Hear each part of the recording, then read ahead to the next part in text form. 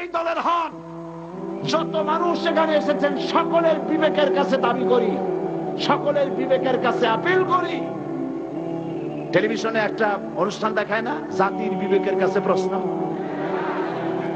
জাতির বিবেকের কাছে প্রশ্ন করে লাভ নাই, সরকারের বিবেকের কাছে প্রশ্ন করতে চাই।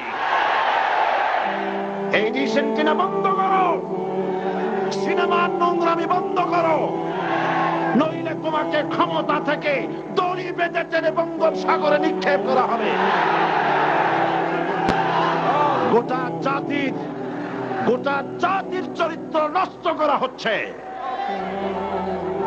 আপনারা যদি ঘুমায় থাকেন, জাতিকে বলছি যেই দল করেন, আপনি যদি ঘুমায় থাকেন, আপনার ঘরের ভিতরে আপনার সন্তান ধর্ষক হবে, আপনার মেয়ে নষ্ট হবে, ভ্রষ্ট হবে। গোটা জাতি ইউরোপ আমেরিকার চাইতে নোংরামি, নষ্টামি, ভ্রষ্টতার ভিতরে ডুবে যাবে গোটা দেশ। এখনো সময় এসেছে, রুখে দাঁড়াও, রুখে দাঁড়াও। ঈমান বাঁচাবার লক্ষ্যে, দেশ বাঁচাবার লক্ষ্যে। ও আমার জাতি, ফিরে এসো, ঈমানের বলে বলিয়ান হও।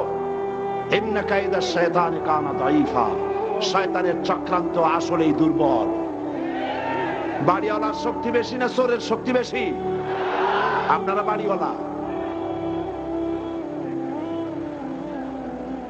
অন্যায় কাজের প্রতিরোধ, ভালো কাজের আদেশ, এই কাজটা রাসূলুল্লাহ করেছিলেন।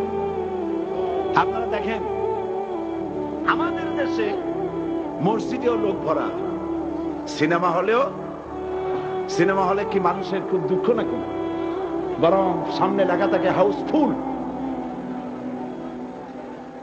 লোক ভর্তি। মাহফিলেও লোক ভর্তি, গান বাজনাও লোক ভর্তি। আমি এই দৃষ্টান্তটা এইভাবে দেই যে একটা খাল উত্তর দক্ষিণে প্রবাহিত, ওই খালে অনেক মাছ আছে।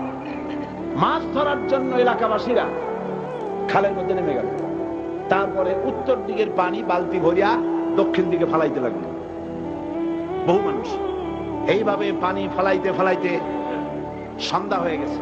মাছ ধরার জন্য পিছনে তাকাইছে, তাকায় দেখে সামনেও যত পানি, পিছনেও তত পানি। মেহনত বরবাদ, গুনাহ লাজিম। এখন এই অবস্থা হলো কেন বলেন তো বুদ্ধি করে? সুবহানাল্লাহ, সকলেই সচেতন, বুঝে ফেলাইছে। বান না দিয়া সমানে পানি ফেলাইছে। আজকে যদি একটা আদর্শিক বাঁধ আমাদের থাকতো, তাহলে মসজিদ ভরা আর সিনেমা ভরা এইটা হইতো। আদর্শিক বাঁধ হলো ইসলামের রাষ্ট্র। ইসলামের রাষ্ট্র যদি হতো, তাহলে সিনেমার ছেলেরা, সিনেমা যারা দেখে, ওরা ভালো হয়ে হয়ে মসজিদে ঢুকতো। আর মসজিদের মানুষ কোন রকম সিনেমায় যেত না। যত খারাপ ভালো হতো, যত খারাপ তত ভালো হতো। হতে হতে উত্তর দিকে তাকায় দেখা যেত খারাপ একটাও নাই, সব ভালো হয়ে গেছে। রাসূলুল্লাহ এটাই করেছিল, আল্লাহর নবীরা এটাই করেছিলেন। এবং এই পদ্ধতি দিয়ে ওই আমরুহুম বিল মারুফ ওয়া ইয়ানহাহুম আনিল মুনকার, ভালো কাজের আদেশ করতেন, অন্যায় কাজ থেকে দুই হাতে ফিরে হাত দিয়ে বাধা দিতেন। ফিরতে হবে।